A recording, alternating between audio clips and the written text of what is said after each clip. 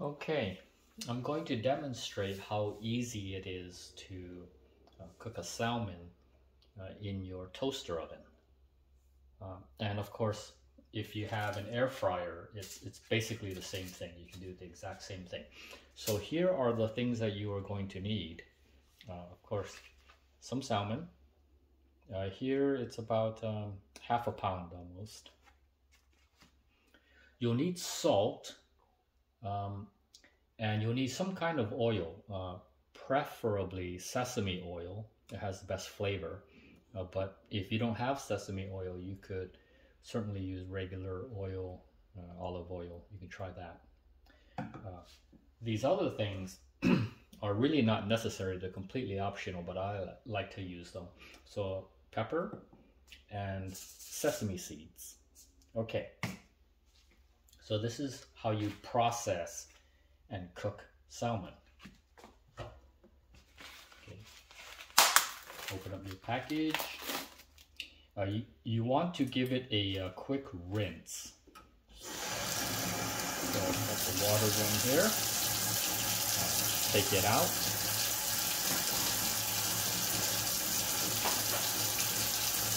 Okay, rinse it up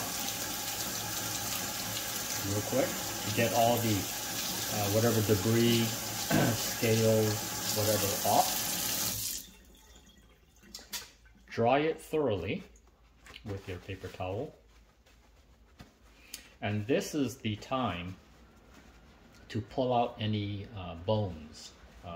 So if you feel along where you see any seams, feel along it. And if you detect any bones, now is the time to pluck them out.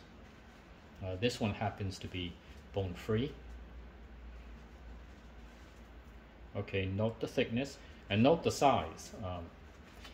You know, for a college kid or someone with a limited amount of space, you don't want to get anything too large. So if you look at how it compares to my hand, it's a pretty small piece of salmon. So it's very manageable. Okay, so now that we've cleaned it and dried it, let me just put it here for a second. Rinse my hands real quick.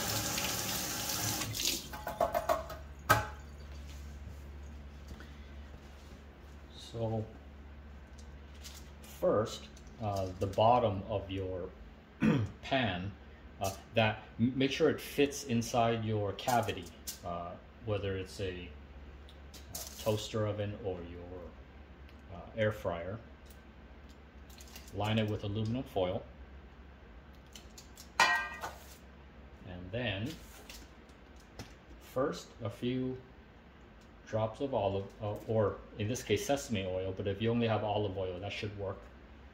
But I like to use sesame oil. It has a very good flavor. Then some salt, some pepper, black pepper in this case,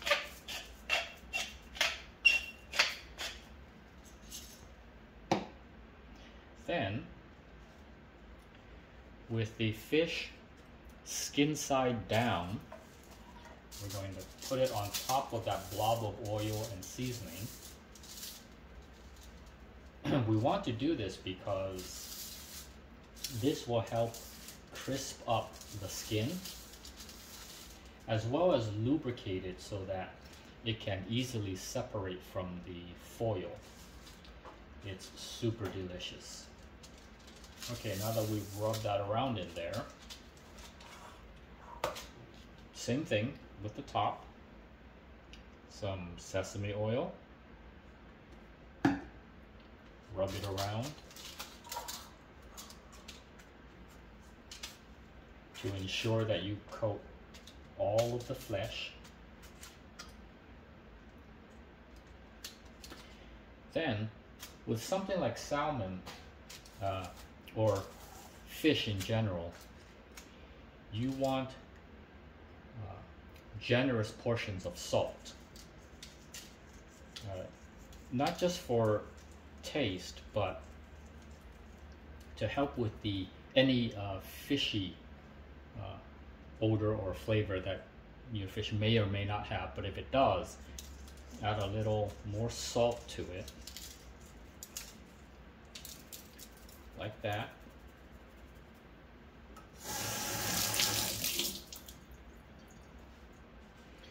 And as I said, the pepper is optional. You don't have to use black pepper. You have to use salt though. That's pretty much mandatory. But for the black pepper, not so much. I happen to like it, so let's put a few cranks in there.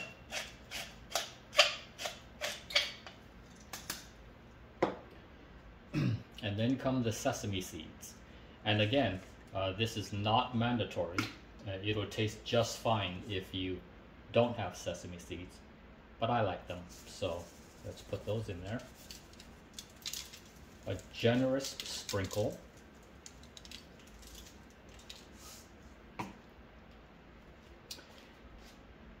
So that's what it's going to look like. Then let's take it over to the toaster oven.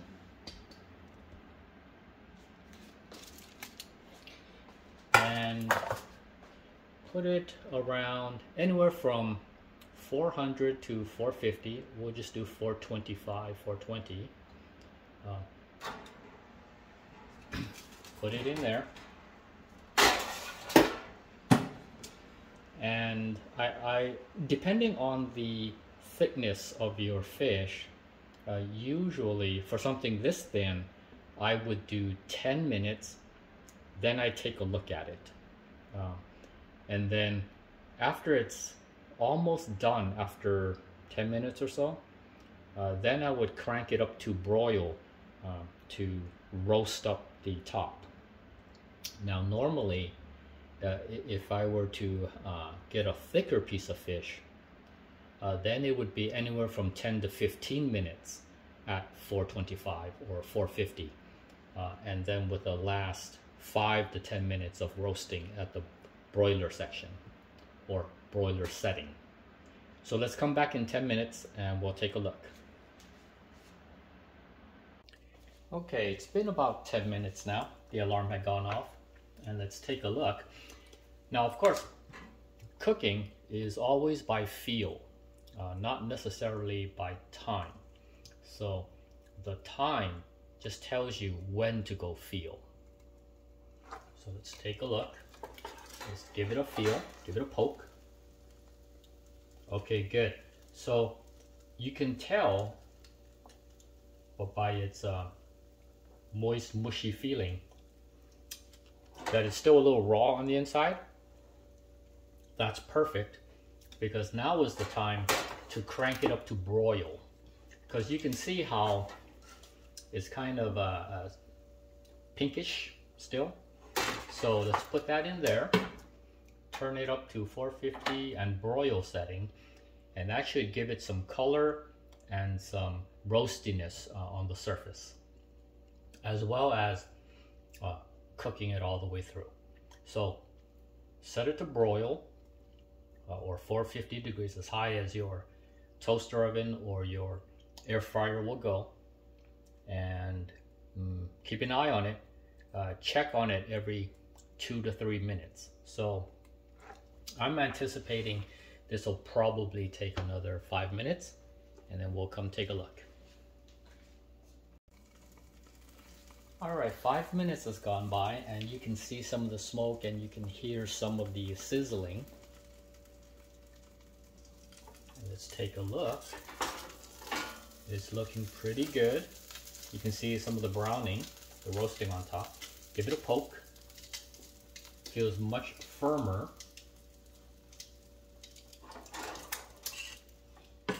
It's basically done. I'll just give it a few more seconds to roast up. And so once it's done, well, actually, it pretty much is done. So let's turn off the oven. Yeah, that's pretty much done. So as you can see, the oil is still crackling. Yep. So that's good. So there are many different ways that you can eat this. You can have it as is with your rice and whatever vegetables that you have to make a a light lunch or a dinner. You could also use it with I don't know what they're called, I guess rolls or whatever. So if we had, if we were going to do rolls, you would need something like this what is this, Kewpie, Japanese mayonnaise. So let me move this over, move the cutting board over. So if you had something like Kewpie and sriracha, or you don't really even need those, but I like them. So get some rice, a little bit of rice, and if you wanted to make larger rolls and you have this larger seaweed, you can use that. If you don't, and you just want to make bite-sized rolls, you can totally do that with these little packs of seaweed, these snack seaweeds. This one happens to be from Trader Joe's. Not that I'm endorsing it, I just happen to have it, and it's easy to find because it's Trader Joe's. So, right, crack that open, and then get a small sheet.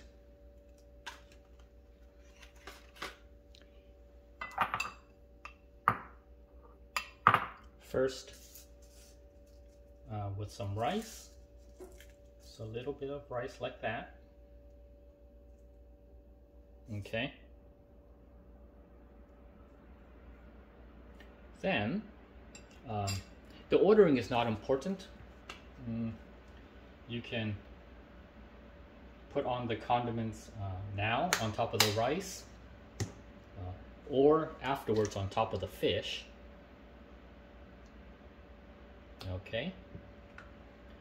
And then get a small spoonful of that salmon. Looks pretty good, cooked all the way through, but not overcooked. But even if it were overcooked, not a big deal, still going to be good. Okay, put that there, squish that down. So it's on half, so you can pick that up and fold it over like this, and you've got basically a bite-sized tuna roll. So let's try that.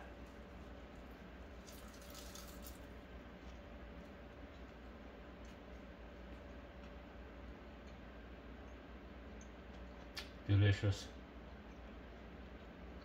It's too good.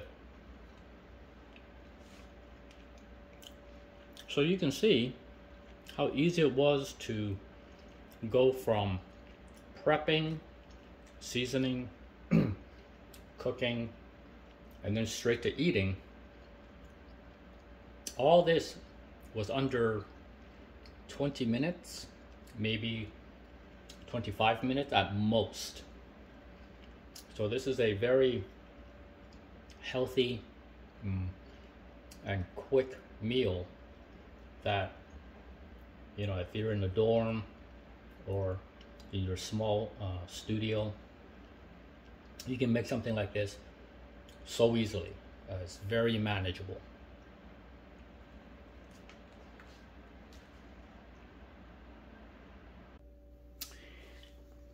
And after you've eaten a good portion of it, you can see that you've got the skin at the bottom there kind of stuck to the foil. So this is where the sesame oil would come in handy. So you can still peel it off relatively cleanly. As you can see, we did not tear the foil, and it comes off in one piece. There we go. So you've got some good healthy salmon skin with all of the omega-3s.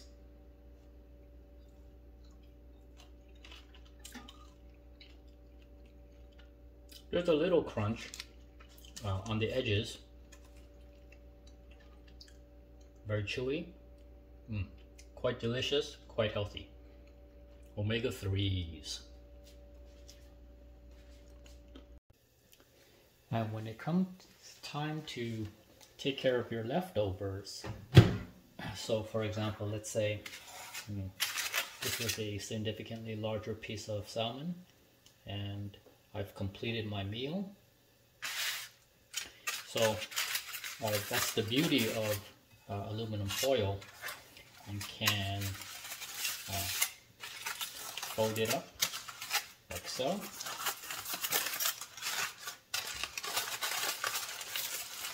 Fold it up like so. So now you've got a nice compact package, and you can get a Ziploc bag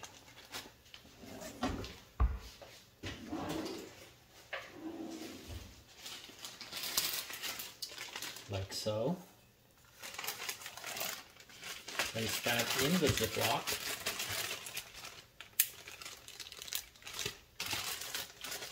Right, and if you plan to eat this soon, which you should, fish aren't going to last that long, so you probably should eat this either, if you had it for lunch, you should eat it for dinner, or if you had it for dinner, eat it for tomorrow's lunch. It's not going to last that long, so stick it in the Ziploc, make sure you get as much of the air out as possible. Slap this in your fridge. When it comes time for the next meal, take it out of the Ziploc, put it back into the pan, open it up, set your toaster oven to 250 for as a warm setting, because you don't need to cook it anymore. It's already fully cooked. You just want to gently heat it up. I would prefer a toaster oven or a air fryer to reheat meats like fish, pork, chicken, beefs, rather than a microwave. A microwave doesn't really warm these things up very well. You'll tend to begin cooking them again, so they'll get overcooked and dry. So when you take it back out, put it back in the pan, unfold the foil, back into the toaster oven for 250, and in about, I don't know, 5 to 10 minutes it'll be nice and warm again. And then, as you can see, because everything was contained in the aluminum foil and it didn't tear because we had lubricated the bottom with the sesame oil, your pan is just completely dry and clean. So that helps a lot too.